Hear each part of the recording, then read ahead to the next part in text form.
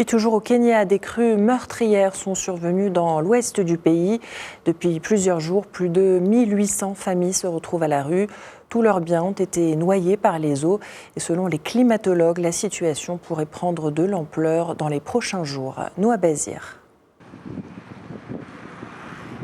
En plus de la pandémie de coronavirus, le Kenya doit faire face aux inondations. 29 comtés de l'ouest du pays sont sous les eaux.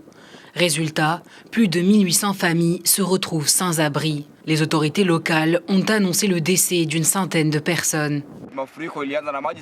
Les inondations durent depuis 3 jours maintenant. Le gouvernement a pris beaucoup de temps pour réagir. Nous leur demandons si des plans ont été mis en place pour nous venir en aide. Il n'y a que 2 bateaux pour évacuer toutes ces personnes. Nos affaires ont été submergées. Notre réfrigérateur, la cuisinière et les casseroles ont été emportés par les eaux. Et nous sommes dans le désarroi total.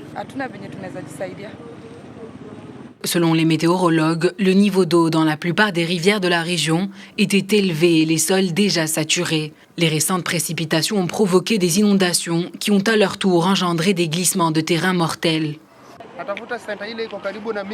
Je vais chercher le refuge le plus proche pour mettre mes affaires en sécurité. Vu la vitesse des crues, nous allons certainement avoir plus de problèmes ici.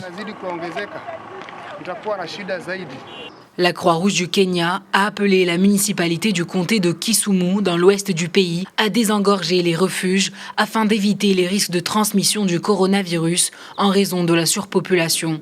Les prévisions météo annoncent que les précipitations se poursuivront jusqu'au 6 mai, forçant ainsi de nombreuses familles à se déplacer vers le centre du pays, où les sols n'ont pas encore été ravagés.